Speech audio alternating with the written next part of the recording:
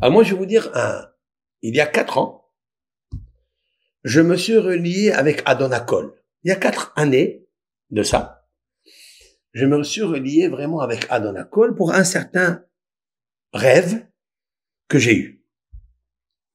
Ce rêve s'est passé vendredi soir. Écoutez, extraordinaire comment les choses, elles se manifestent au moment où vraiment tu te prépares à enseigner, comme ce soir, la joie. La simha. Mishenichnas Adar marbin besimha. Quand le mois de Hadar, l'embryon du mois de Hadar, lorsque la lune commence à tomber enceinte et commence à accoucher de ce petit embryon, donc le molad, la naissance de la lune, il y a une joie. Et toujours, j'avais dit il y a 4 ans de cela, que une prière qui se fait dans le molad, dans la naissance de l'embryon, de la naissance de la lune, bien il y a des naissances. C'est toujours, il y a une naissance qui va se faire. L'abondance, ça peut être pécunier, ça peut être une naissance d'enfant, ça peut être un mariage, c'est-à-dire une connaissance. De naissance. Ce sont 2 êtres qui se connaissent, qui se reconnaissent et qui naissent. Et il y a un naisse. Parce que le mois de Hadar, il y a des nissim et des flaot. Ce sont les miracles, les merveilles que Dieu a fait pour le peuple hébreu, le peuple israélite, le peuple du Ham Israël, le peuple juif. Et nous remercions l'Éternel pour ça. Alors mon rêve était comme ça. Mon rêve, c'était un vendredi soir. Je me vois dans un jardin. Écoutez ce rêve qui vraiment, il est sublimissime. Je me vois dans un jardin. Ce jardin n'est pas comme les jardins normaux. C'est un jardin avec des chaises, des bancs, en kesef, c'est-à-dire en argent pur. Avec une noblesse de cet argent, c'est-à-dire le matériel, matériau, argent, brillant. Une chaise était plus brillante que l'autre. Avec des arbres autour de ce jardin, des arbres qui ne sont pas les arbres que nous connaissons. C'était des pommiers bizarres, curieux, mais merveilleux. Avec des odeurs parfumées, quelque chose de majestueux. Vraiment, ces parfums-là, dans mon rêve, écoutez ce que je vous dis, je suis en train de vous raconter quelque chose que je n'ai jamais raconté. Mais quand il s'est réalisé maintenant, alors je le raconte. Parce que toujours, il faut attendre que les rêves se réalisent 22 ans. Jusqu'à 22 ans. Si 22 ans après, ils sont pas venus, ils sont pas arrivés, on c'est pas sûr que tout le rêve se réalisera, mais il faut continuer à espérer qu'une partie, le quart, la moitié, le 3/4 peut se réaliser. Toujours l'espoir. Parce que l'Éternel est ouvert à tout. Il est bonté, il est partage, il est tout. Et puis, je rentre dans une chambre qui n'est pas une chambre, une salle d'études, mais c'est un Beth Midrash, c'est comme une grande bibliothèque remplie de livres de Torah. Je reconnaissais le livre de Rabbi Yaakov Abersera, le livre de Rav Hida, Brahim Palachi, du Gaon de Vilna. Je reconnaissais dans le rêve comme ça, je visionnais comme ça d'une rapidité dans mon rêve, et je vois les choses. Et puis, qui je vois au milieu, en train de faire un cours à des barbus, des rabbins. Je vois même mes camarades de classe, mes camarades du collège, mes camarades qui sont là, avec moi, qui ont vécu à la yeshiva avec moi. Je les vois en train d'écouter, et je me vois à moi en train d'écouter le cours. Qui est en train de faire le cours? Mon papa. Tiens, mon père fait un cours debout, avec une petite barbe, et une grande kippa, plus grande que la mienne. Très grande kippa noire, comme ça. Et là, j'étais vraiment ému. Imaginez un fils qui voit dans dans ce paradis, quoi. Son papa, qui est en train de faire un cours à des rabbins, des gens que je connais pas, des camarades, des amis que je connais, d'études. Il était en train de faire un pile-poule, ce qu'on appelle un pile-poule, ça veut dire des choses très très profondes. Je vous arrête là. Je fais l'arrêt d'image. Mon papa a quitté l'école, si on peut dire l'école, à 9 ans. Il a travaillé à partir de 9 ans. Il a commencé à travailler pour amener la parnassa, amener le gain de pain à sa maman, à son père, à ses frères. Voilà ce que papa, il a fait. Papa n'a jamais étudié dans une yeshiva, dans une école, la Torah. Je vous dis quelque chose, il savait à peine lire. À peine lire. Voilà, il savait à peine lire. Toutes ces personnes-là qui m'écoutent là pouvaient lire peut-être comme lui ou mieux que lui. Il savait à peine lire. Mais ce qu'il avait, c'est le respect. Il avait la gratitude, il avait la reconnaissance vis-à-vis de Hachem et vis-à-vis des créatures qui lui ont rendu service, et lui il a rendu beaucoup de services aussi. Et après, quand il m'a envoyé à la yeshiva, j'étais à 13 ans, je suis venu donc à Marseille, chez mon beau-père, il est devenu mon beau-père, le Rav Rumi, et Madame Rumi, que Hachem lui donne la santé, avec l'aide de Hachem. Donc, ce qu'il y a de particulier, c'est que, après, je ne sais pas comment il s'est débrouillé pour devenir le chauffeur de Rabbeinu. Qui est Rabbeinu? Rabbeinu, c'est le maître de mon beau-père, mais pas à Marseille. C'est à Bussière, à Paris, à Baillet, à Fublaine. C'est un Rav qui est rescapé de la guerre. Il a vécu la Shoah. Et après, il est devenu le chauffeur de Rabbeinu. Rabbeinu, Rav Gershon Livman, qui a fondé la yeshiva tout de suite après la guerre, après la Shoah, je veux dire. Et parmi les rabbins qui avaient là-bas, ses élèves, le Rav Rumi, il y avait aussi mon grand frère qui a étudié là-bas, qui est parti du Maroc et qui est arrivé donc dans cette yeshiva. Puis mon frère a donc amené papa du Maroc pour aller être le chauffeur de Rabbeinu. C'est lui qui était le chauffeur du car de tous les rabbins. Écoutez ça. C'est lui à qui on a donné la mission d'accompagner de Armentières, donc c'est un endroit à Paris, qui a amené tous les élèves et tous les rabbins enseignants à ce qu'on appelle Bussière. Il y a, je ne sais pas combien, 50 kilomètres de leur maison jusqu'à la yeshiva, et c'est papa qui les accompagnait. Ils avaient un respect pour lui énorme. Pourquoi? Parce qu'il était à l'heure. Papa n'a pas étudié ni le Talmud, ni le Humash, rien. Il savait, il avait des coutumes, il connaissait, mais traditionnaliste. Shomer Shabbat, pas de problème, mais aucune étude, aucune instruction talmudique ou théologique. Il n'avait pas. Il n'a pas étudié, il a travaillé, il n'a pas étudié. Et là, il se trouve le chauffeur de rabbin à qui il doit accompagner tous les jours. Et Rabbeinu lui a toujours fait des bénédictions.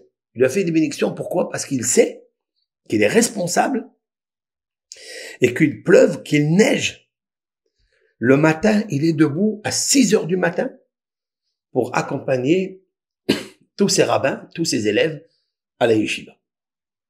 Donc, il y avait dans le bus, il y avait au moins 60 personnes. Un jour, il a neigé à Paris. Et papa habitait à Meaux.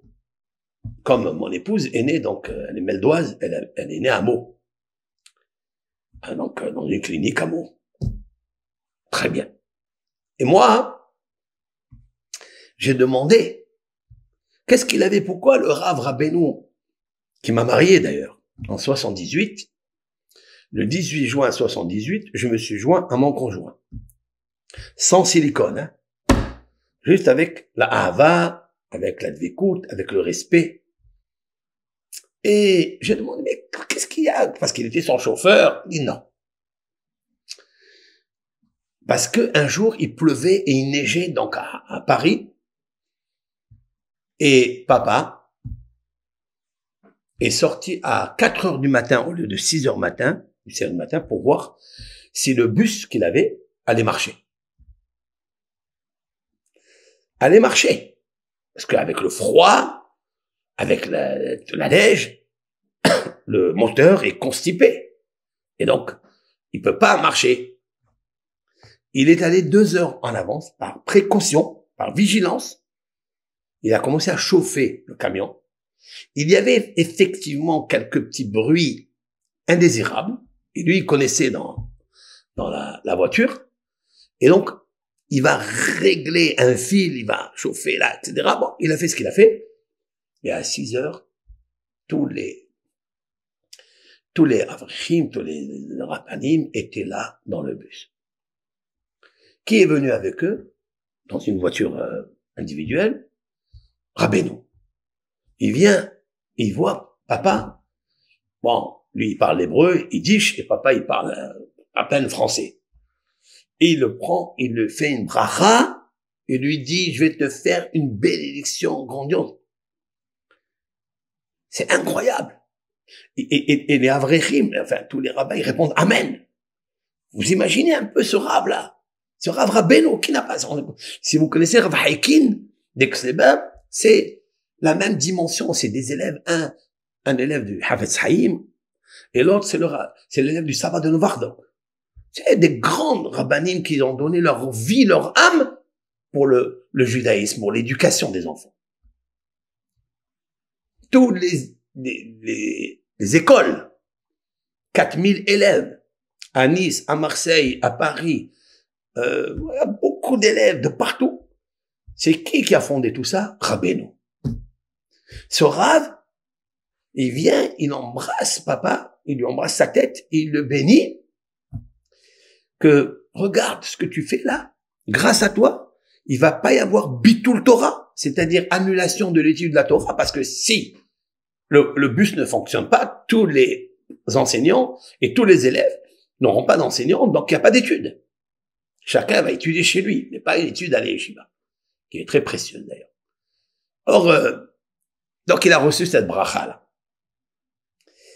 Et quand, après, moi je suis à l'Yeshiva ici, à l'Yeshiva de Marseille, donc quand on m'a proposé donc la fille du Rav, donc moi j'ai accepté. Lorsque Rabbeinu a demandé à Papi, à Rav Rumi, il lui a demandé, c'est qui ton hatan, c'est qui ton gendre? Il lui a dit, c'est le fils de ton chauffeur. C'est celui que tu as béni. Est-ce qu'il était content? Il a dit, c'est moi qui dois le marier. Et donc, il est venu à Marseille en 78, c'est celui qui nous a mariés. Ça, je suis en train de vous expliquer le début du début, quoi. Maintenant, revenons au paradis, quoi. Donc, je vois papa qui, lui, n'a pas étudié. Et je me suis posé la question dans le rêve, mais comment il peut faire un cours aussi grand comme ça? C'est-à-dire, il est en train de parler de Gbara. Il est en train de parler d'études à des rabbins, alors qu'il n'a jamais étudié.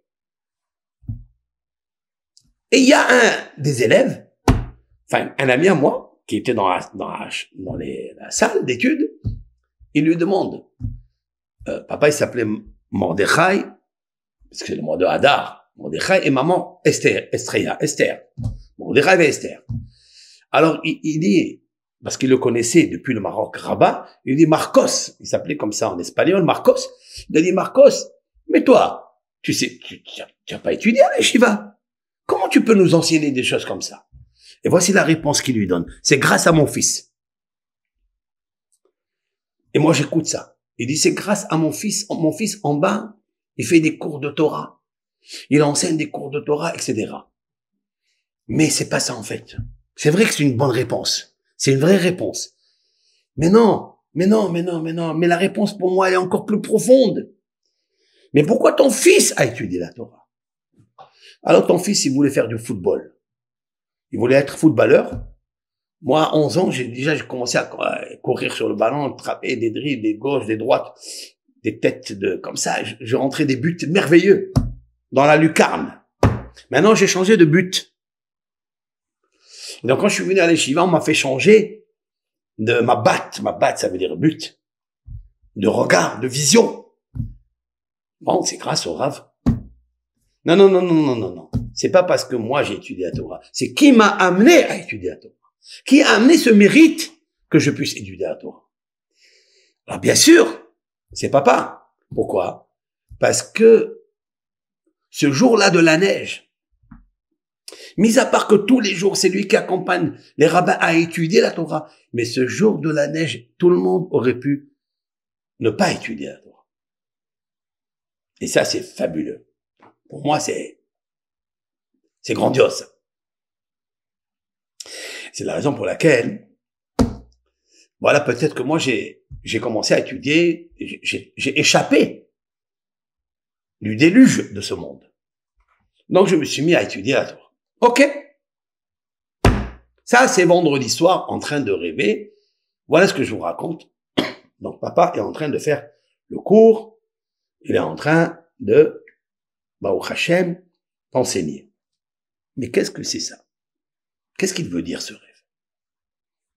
Pourquoi il est arrivé ça? Écoutez bien.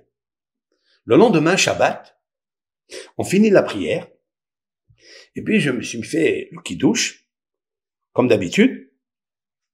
On a fait le kiddush, et ce kiddush-là, il y avait à côté de moi mon ami, Inon Amar, donc le président de notre communauté. Je lui raconte le rêve. Je lui raconte le rêve, et il me dit comme ça, il me dit, il était debout, quand il enseignait, il était debout. Je lui dis oui. Il m'a dit, il était debout. Il m'a dit, il était debout, c'est un très beau rêve qui va se réaliser. Et moi, je savais ça. Mais de l'entendre doublement, c'est bien. Ça m'a fait tilt, ça m'a fait plaisir. Et alors, comment il va se réaliser? Écoutez ça. Écoutez, c'est merveilleux. Et puis, dimanche, Rosh Chodesh Adar, comme ce Rosh Chodesh, le mois de Adar, comme celui-ci, Adar Hamehouda.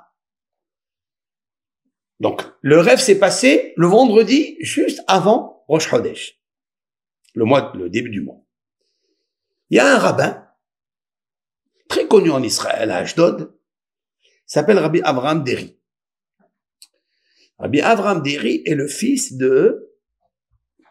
du grand rabbin et Dayan de Be'er Sheva, Rabbi Yehuda Deri. Voilà. Cette famille Deri, Aryeh Deri, dans le ministre de l'Intérieur, etc. Vous connaissez Aryeh Deri. Donc son frère, c'est Rabbi Yehuda Deri, qui peut-être il est promu d'être peut-être le grand rabbin d'Israël. Je pense il a l'étoffe de l'être. On écoutera peut-être. Maintenant, Avraham Deri, c'est le fils. Avraham Deri ont une étude particulière à Jérusalem. Il a quelque chose à Jérusalem, ils ont un collège de rabbanim, de maître à Be'er Sheva, et puis il vient me voir. Il a écrit un livre, il m'a dit, Rav, comment ça va? Bon, il me connaît un petit peu, on a commencé à discuter, et il me dit, je lui dis, voilà, tu sais, j'ai envie de créer quelque chose à Ashdod. Écoutez ça. Il dit, tu veux créer quoi? Je lui dis, je sais pas, une étude. Avoir des rabbins, des étudiants, les former, de devenir des cadres juges. Il m'a dit, cadre juge? Je lui ai dit, oui, juge. Quoi, c'est pas seulement qui étudie le Talmud? Non, c'est très élevé, je veux. Je veux quelque chose de très très élevé. Est-ce que tu peux le faire? Il m'a dit, bien sûr, je peux le faire. Le financement, comment on va faire? Je lui ai dit, Hachem il barach le financement. Qu'est-ce qu'on parle de financement ici? C'est l'Éternel, béni soit-il. La source de toute chose. L'homme n'obtient que ce qu'il se voit recevoir, du grand réservoir. Tout dépend comment tu vois le grand réservoir. Alors, on a discuté, ok? Il m'a dit, regarde, je rentre en Israël, je pense à quelque chose, et je t'appelle. Ok. Donc, il m'a appelé le deuxième jour de Rosh Chodesh. Il est rentré, c'était le jour où il devait rentrer, donc c'est dimanche, il a voyagé par El Al, et puis, le deuxième jour de Rosh Chodesh, je reçois un coup de téléphone, il me dit, Rabbi Avraham Deri, il me dit, ça y est, j'ai trouvé la solution, nous allons le faire nous-mêmes. Comment? Ben, nous allons faire nous-mêmes le kollel. Je vais faire un appel. Donc, dans tout Israël, dans la radio, dans les journaux, nous allons recevoir des candidats pour bénéficier d'une étude extraordinaire de devenir Dayan, juge. Pas seulement un rabbin qui enseigne le Talmud ou qui étudie le Talmud. Non, non, non, je veux quelque chose de très, très haut. Et puis voilà. On a conclu ensemble de le faire. C'était le deuxième jour de Hadar, de Rosh Chodesh Hadar, comme aujourd'hui. Aujourd'hui, nous sommes le deuxième jour. C'est vrai, on a commencé le deuxième jour. Ok. C'est magnifique. Et puis, nous avons ouvert cette étude. Le premier examen, ça veut dire que vous avez 4 tomes reliés avec de différentes lois dans la Torah. Vous avez les lois quotidiennes, vous avez les lois de cacheroute, c'est-à-dire tout ce qui est cachère, tout ce qui est interdit, cachère, est-ce que quand le lait se mélange avec la viande, etc. Toutes les lois relatives à ce qu'on appelle Yoredea. Nous avons Even Ha'ezer, c'est le 3e tome, c'est tout ce qui concerne les mariages, les divorces, c'est des cassements de tête. Pour un Dayan, et les ramifications de ces lois, ils sont nombreuses. C'est incontable, c'est l'océan. C'est un océan. Et vous avez le 4e tome, c'est Hosh et Mishpat, toutes les lois relatives à des affaires pécuniaires, entre les voisins, entre les prêts, entre le vol, entre. Et tout ce qui concerne Ben Adam Lahavero dans le social, dans le pécunier. Voilà les 4 tomes. Nous avons commencé le premier, le deuxième, le 3e. Ça fait 3 ans. Ils ont réussi. Écoutez ça. Alors maintenant, pourquoi je vous parle de ce kollel? Parce qu'il est nommé au nom de papa. Ce kollel s'appelle Ateret Eliyahu ou Mordechai. Écoutez ça, ce que je suis en train de vous dire. Vous pouvez aller à Ashdod, vérifier, et là-bas, je sais pas je crois que c'est Zaïn. Je connais pas des rues là-bas. Moi, la vérité, des fois, ça m'intéresse pas tous les noms des rues, etc. parce que ça me prend la tête. J'aime évacuer les choses pour me concentrer uniquement dans le pur. Voilà. Et donc, il y a, ce kollel s'appelle Ateret Mordechai. Normalement, il devait s'appeler la couronne de Mordechai. Donc, j'ai appelé au nom de papa. Voilà. Mais, j'ai pas fait ça. J'ai dit, mais papa, il a un compère.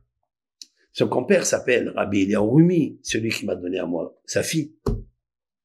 Celui il a tout fait pour que je vienne ici en France, pour que je vienne ici à Marseille.